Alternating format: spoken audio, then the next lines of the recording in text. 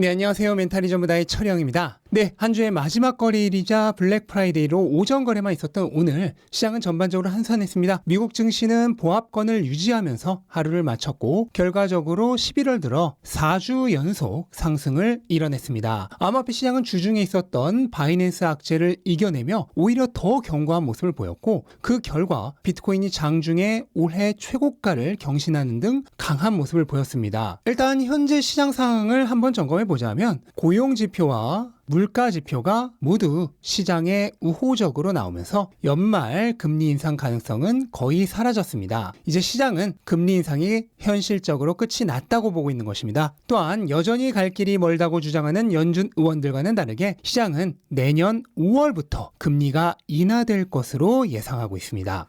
그런데 왜 연준 의원들의 발언과 시장의 반응은 이렇게까지 차이가 나는 걸까요? 이 괴리에는 두 가지 원인이 있습니다. 하나는 연준 의원들이 시장이 너무 앞서 나가지 않도록 하기 위해 언론 플레이를 하고 있다는 점이 있을 수 있겠고요. 또 하나는 시장은 연준보다 경기 침체 위험을 더 반영하고 있다는 점입니다. 따라서 2024년은 연착륙과 경착륙 사이의 좁은 경계에서 아슬아슬한 줄타기를 얼마나 잘하느냐에 따라 시장의 판도가 결정이 날 것 같습니다. 하지만 이렇게 거시적 상황이 여전히 불확실한 가운데서도 경기가 연착륙 쪽으로 흐르고 금리 인상 종료와 내년 5월부터 금리 인하가 예상되면서 주식시장도 2024년은 강세장이 펼쳐질 것이란 전망이 점차 늘어나고 있습니다. 뱅크 오브 아메리카는 2024년에 금리와 별 상관없이 상황은 전반적으로 좋아질 것이며 S&P가 연말 기준으로 5천에 도달할 것이라고 전망을 했습니다. 그 정도면 지난 2021년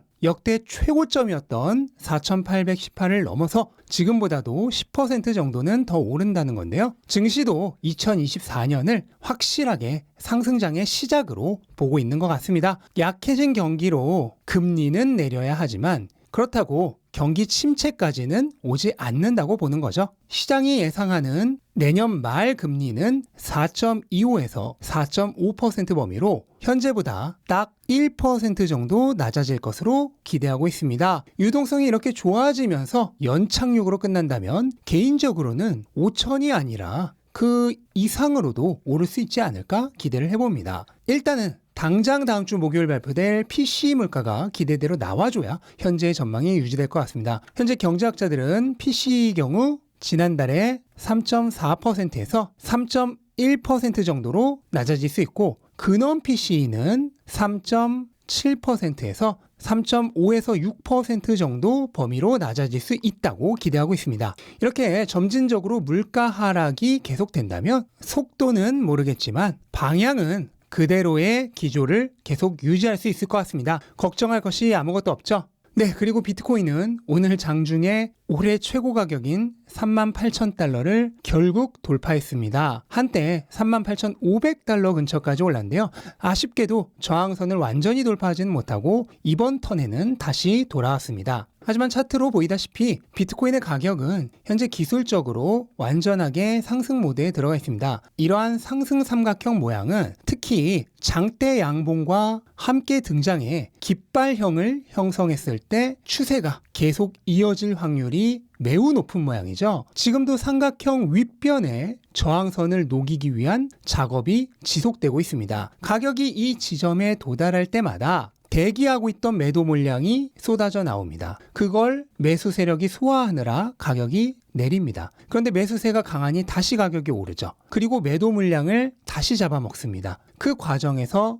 가격이 다시 조금 조정을 받죠. 그러다가 어느 순간이 오면은 이제 더 이상 매도 물량이 남아있지 않게 됩니다. 그럼 저항선이 녹은 거죠. 그때 강한 저항선의 돌파가 나오고 이후로 돌파한 저항선은 반대로 지지선이 됩니다. 이게 흔히 나오는 이 상승 삼각형 모양에서의 가장 기본적인 흐름입니다. 따라서 현재 비트코인은 새로운 상승을 준비하기 전 마지막 안전장치를 점검하는 모습과 비슷한 상황이라고 보시면 되겠습니다. 이번에 출발하면 또 어디까지 갈 수 있을지 짐작이 잘 되지 않습니다.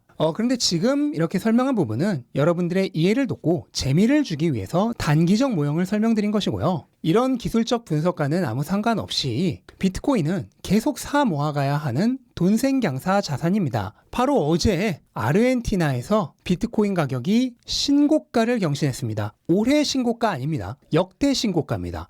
근데 비트코인 아직 신고가 아닌데요? 하실 겁니다. 하지만 아르헨티나에서는 신고가가 맞습니다. 왜냐? 아르헨티나 페소의 가치가 너무 심하게 하락하고 있기 때문입니다. 얼마 전 새롭게 아르헨티나 대통령으로 당선된 밀레이 당선자가 중앙은행을 폐쇄하겠다고 공약해서 전 세계의 이목을 집중시켰죠. 왜 이런 일이 벌어질까요? 아르헨티나의 페소가 너무나 약한 자산이기 때문입니다. 따라서 이 약한 자산에 돈을 저축한 아르헨티나 국민들은 피땀 흘려 벌어들인 구매력을 모두 잃어가고 있습니다. 아르헨티나 페소는 달러 대비해서 2003년부터 20년 동안 무려 99.18%의 구매력을 상실했습니다. 그러니까 페소의 구매력을 저축한 사람은 20년이 지나는 동안 자신의 부가 99% 삭감된 것입니다. 그런데 이것과 완전히 똑같은 일이 바로 가까운 곳에서 일어나고 있죠. 그것도 이 속도보다 훨씬 더 빠른 속도래요. 지금 보시는 것은 2015년 11월 이후, 그러니까 정확히 8년 동안 달러를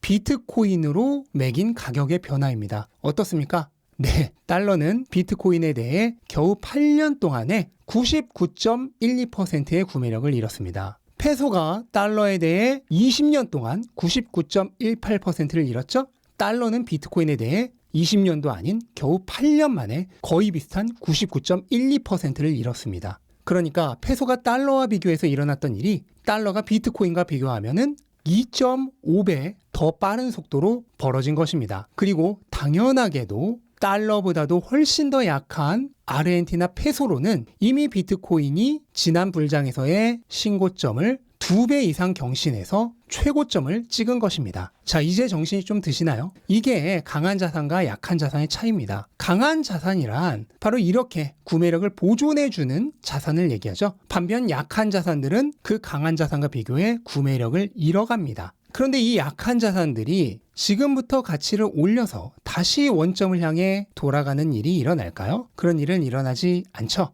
오히려 반대로 영원히 제로를 향해 끝없는 추락을 할 뿐입니다. 이처럼 우리는 약한 자산을 팔아서 강한 자산을 사야 합니다. 그리고 가장 약한 자산은 화폐죠. 우리가 장기간에 걸쳐 진짜 저축을 한다는 마음으로 투자를 한다면 2022년과 같이 제로를 향해 가는 약한 자산이 잠깐 반등하는 것에 신경 쓸 필요가 없습니다. 그거는 투자를 여전히 돈 놓고 돈 먹기로 생각하는 사람들한테나 중요한 것입니다. 안타깝게도 95%의 사람들은 그렇게 투자를 합니다. 그래서 돈을 벌지 못하죠. 하지만 큰 그림을 볼 줄 아는 사람은 다릅니다. 돈이 생기면 바로 팔아서 좋은 자산을 사게 되죠. 좋은 자산이란 비트코인, 주식, 부동산, 그 무엇이든 될 수 있습니다. 여러분이 가장 잘 알고 좋아하는 자산을 사십시오. 이게 자본주의에서 가장 쉽고 빠르게 부자가 되는 심플한 방법입니다. 투자를 돈 놓고 돈 먹기라 생각하지 말고 일확천금의 수단으로 생각하지도 말고 그냥 좋은 자산에 부를 저축하는 진짜 저축이라고 생각을 하세요. 그렇게 하면 모든 게 심플해집니다.